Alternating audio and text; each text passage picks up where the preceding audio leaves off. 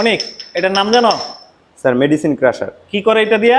Medicine গুঁড়া করে পেশেন্টকে খাওয়ায়। আচ্ছা শোনো, আজকে এই মেডিসিন ক্রাশার নিয়ে খুব গুরুত্বপূর্ণ একটি আলোচনা হবে, যেটা আগে কখনো শুনো নাই। এই ক্রাশারের মাধ্যমে কিভাবে এক পেশেন্টের ওষুধ আরেক পেশেন্টকে খাইয়ে দিচ্ছ, এই ব্যাপারটা নিয়ে আজকে আলোচনা করি। মনে করো যেসব পেশেন্টের মুখে ওষুধ খেতে পারে না বা এনজি টিউব দিয়ে খাওয়াতে হয়, সেই সব পেশেন্টের মেডিসিন এই ক্রাশারের মাধ্যমে গুঁড়া করে এনজি টিউব দিয়ে আমরা খাইয়ে থাকি, ঠিক না? এখন মনে করো একটা কার্ডিয়াক পেশেন্ট বিভিন্ন ধরনের ওষুধ পেলে, সেই ওষুধগুলো আমরা গুঁড়া করে পেশেন্টকে খাওয়ালাম।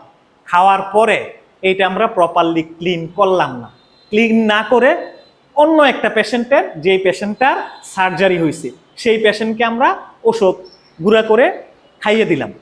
এখন ওই যে কার্ডিয়াক পেশেন্টের অ্যান্টিপ্লাটিলেট, যেগুলো রক্ত তরল করার ওষুধ, এইটার মধ্যে কিছু লেগেছিল না? এখন এই ওষুধের সাথেই তো ওই সার্জারি যেই পেশেন্টের হয়েছে এই পেশেন্টের ওষুধ গুঁড়া করে খাওয়াইছি, তাইলে এই অ্যান্টিপ্লাটিলেট ড্রাগস সার্জারি পেশেন্ট পেয়ে গেল না? তার মানে হচ্ছে অ্যান্টিপ্লাটিলেট ড্রাগস পাওয়ার কারণে তার রক্তক্ষরণ শুরু হয়ে গেল। এইভাবে আমরা এক পেশেন্টের ওষুধ অন্য পেশেন্টকে খাইয়ে থাকি এই ক্রাশারের মাধ্যমে। তাহলে করণীয় কি? করণীয় হচ্ছে এক পেশেন্টকে মেডিসিন ক্রাশ করে খাওয়ার পর এটা প্রপারলি ক্লিন করে পরবর্তী পেশেন্টের জন্য ইউজ করতে হবে। তাহলে এক পেশেন্টের মেডিসিন আরেক পেশেন্ট পাবে না। ধন্যবাদ।